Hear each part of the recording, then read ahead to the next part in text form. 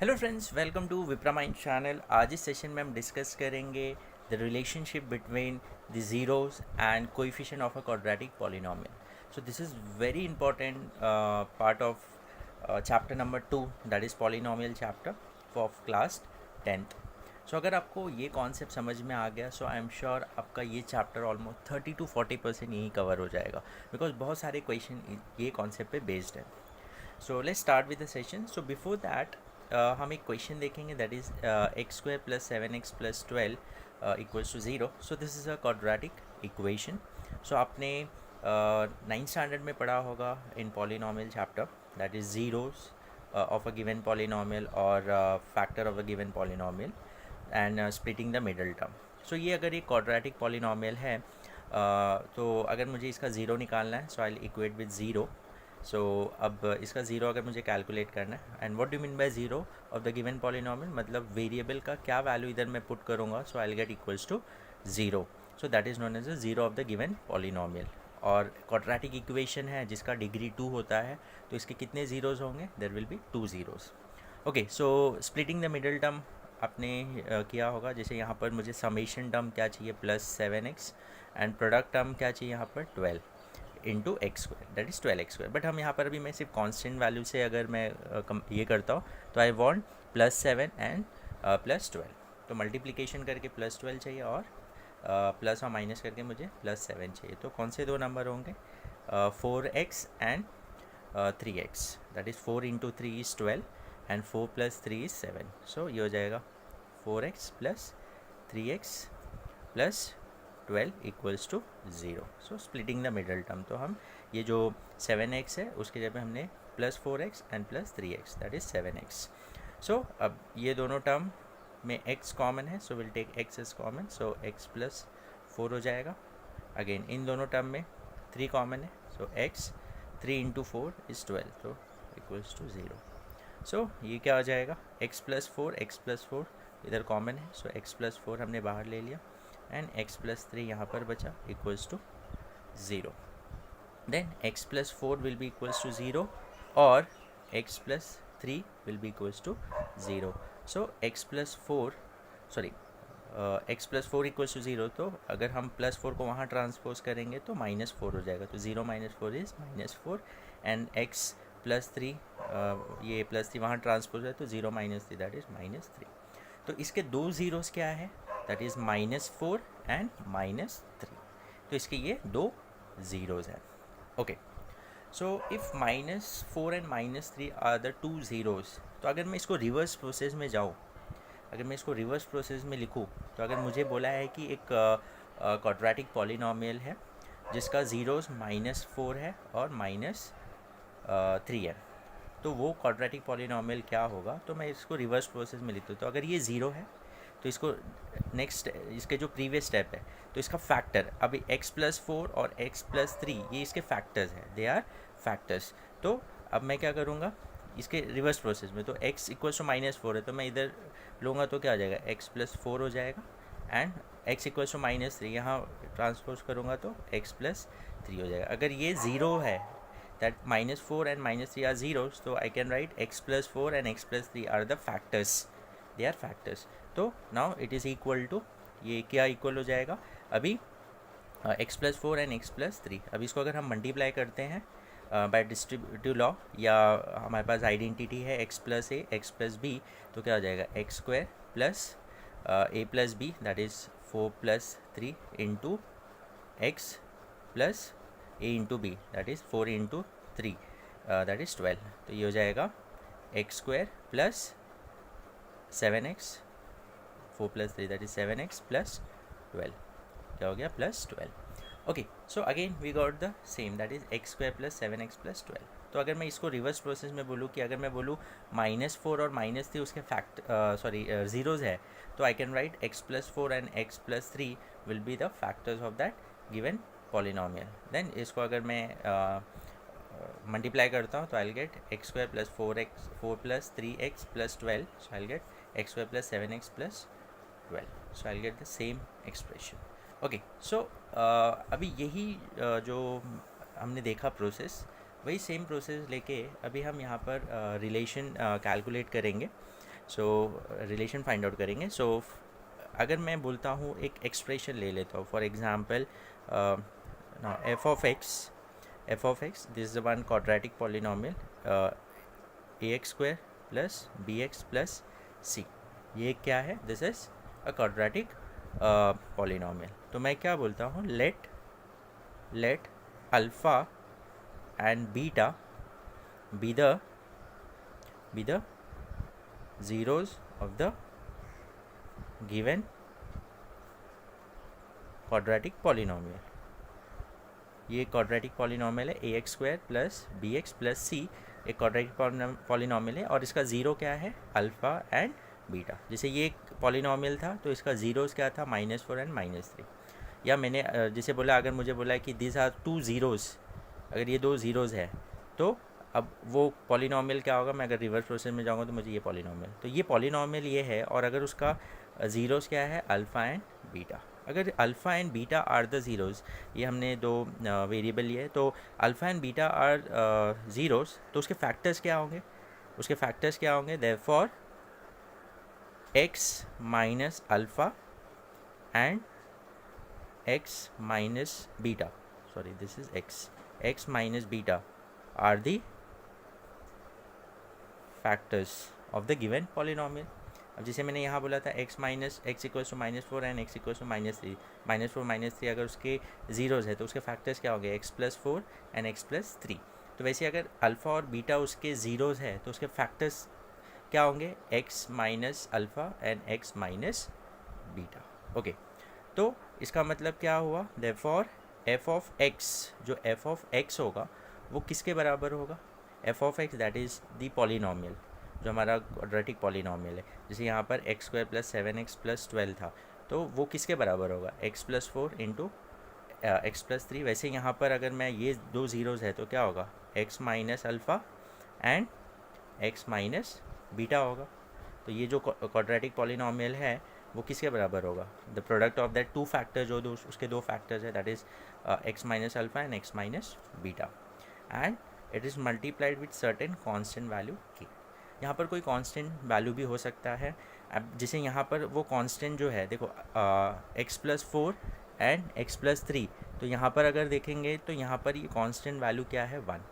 तो यहाँ k का वैल्यू क्या है? 1. क्योंकि बहुत से टाइम ऐसा भी तो हो सकता है. अब जैसे कि ये मैंने जो इक्वेशन दिया है एक्स स्क्वायर, ये तो मैं इसको अगर लिखता हूँ 2x square plus 14x plus 24 equals to 0.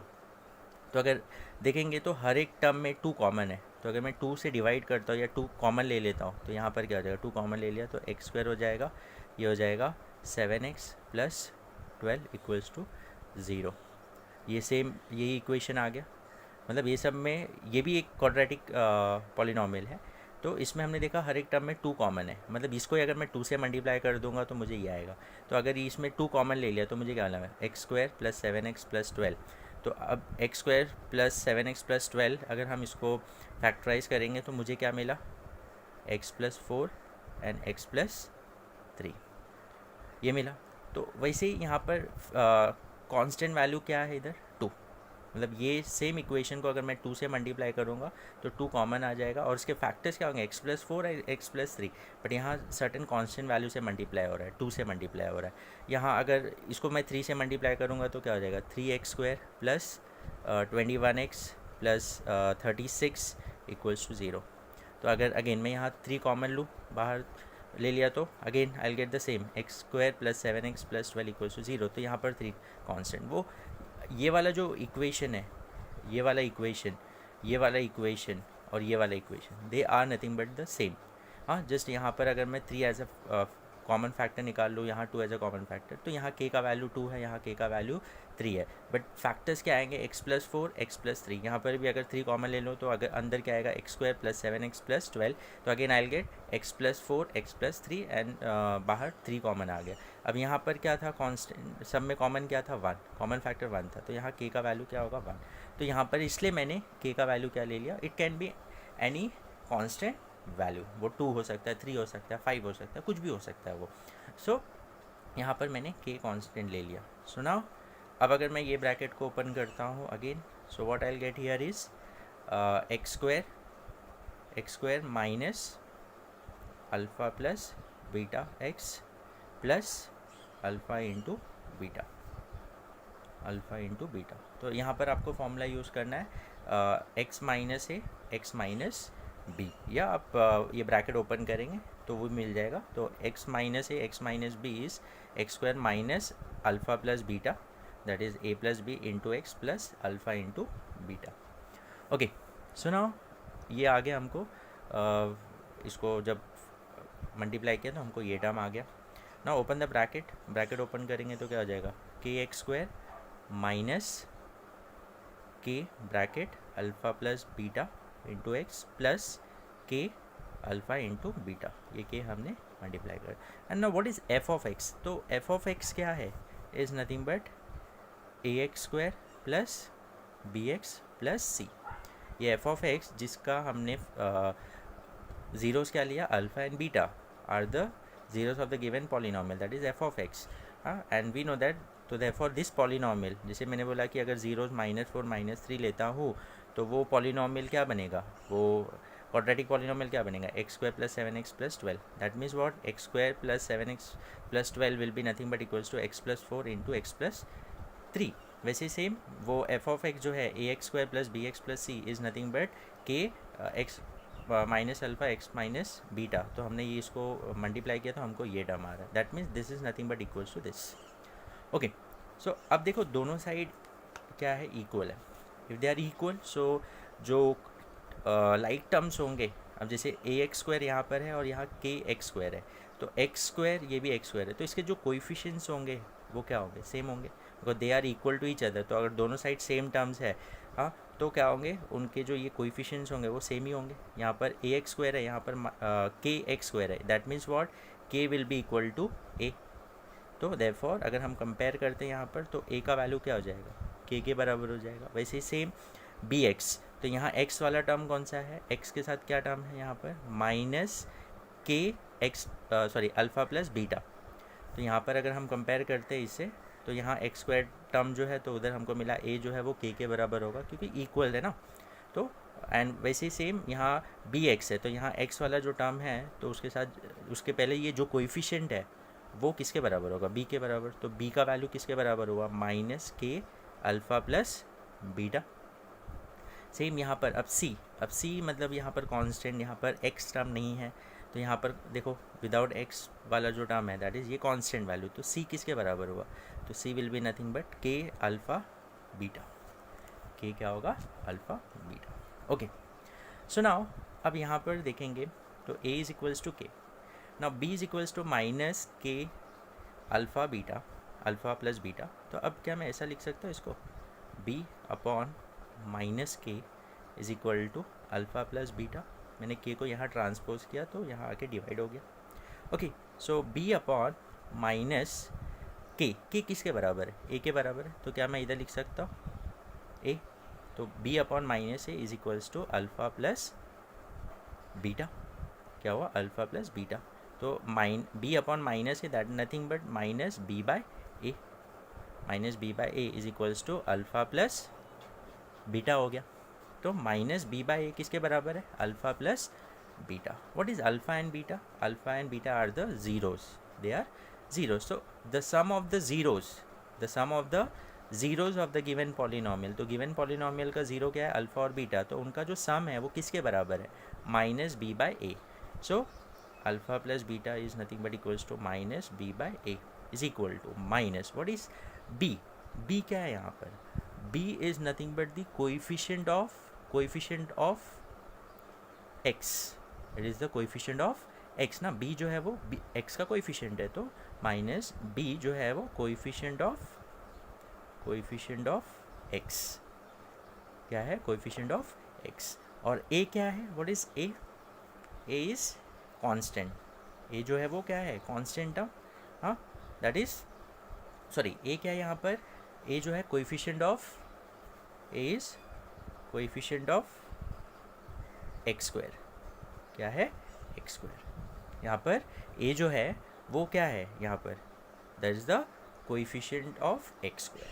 तो therefore sum of the zeros तो अल्फ़ा प्लस बीटा किसके बराबर होता है, minus b by a, and that is nothing but minus coefficient of x divide by coefficient of x square.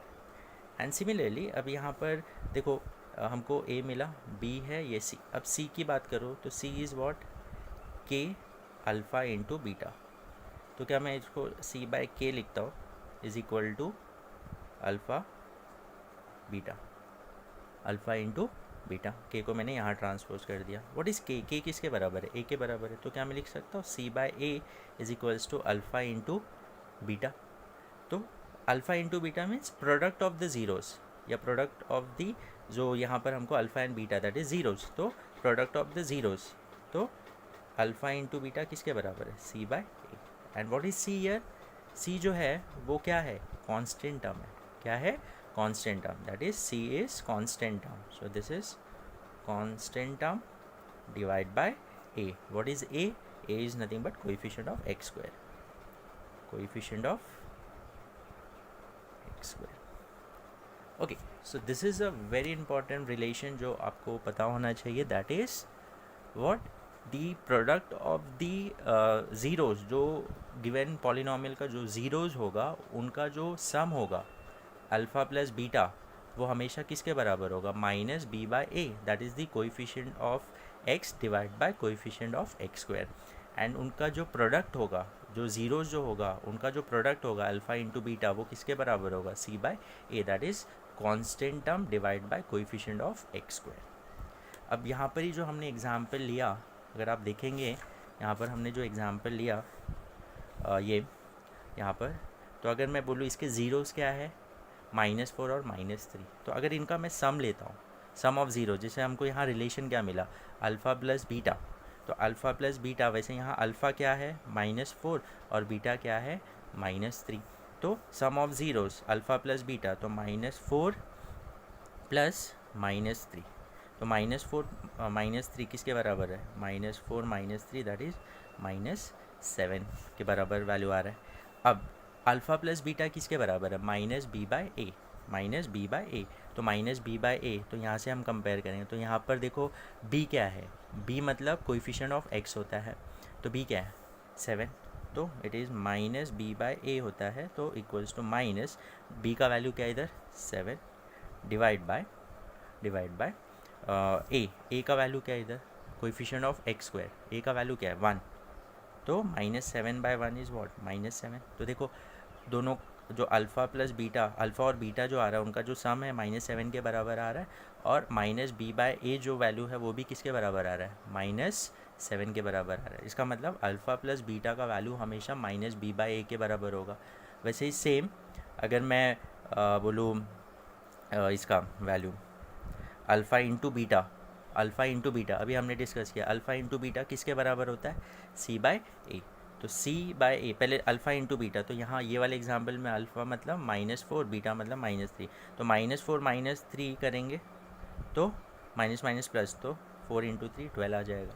तो ये हो गया alpha into beta. It should be equal to what, किसके equal आ रहा है हमको रिलेशनशिप में, सी बाय ए के बराबर आ रहा है, सी बाय ए। तो सी क्या है यहाँ पर, ये वाला जो एग्जाम्पल है यहाँ पर सी मतलब ये कॉन्स्टेंट टर्म क्या है 12 बाय ए का वैल्यू क्या है इधर, that is coefficient of x square 1, तो 12 बाय 1 दैट इज़ 12, तो किसके बराबर है, सी बाय ए के बराबर है। सो this is the relation between the coefficient, मतलब ये कोएफिशिएंट है एक्स स्क्वायर का कोएफिशिएंट ए लेते हैं हम, एक्स का कोएफिशिएंट बी और कांस्टेंट टर्म, तो इनका जो कोएफिशिएंट है और इनका जो ज़ीरो आएगा, जो भी ज़ीरो आएगा, अभी जैसे यहाँ पर इसका जो ज़ीरो आया x square plus 7x plus 12, इसका ज़ीरो -4 -3, तो इनका जो ज़ीरो का अगर मैं ऐड करूँगा तो सम ऑफ ज़ीरोज़ किसके बराबर आएगा, minus b by a, that is the coefficient of x by coefficient of x square minus b by a, and alpha उनका जो प्रोडक्ट होगा, इसका जो ज़ीरो का जो प्रोडक्ट होगा that is alpha into beta किसके बराबर होगा, सी बाय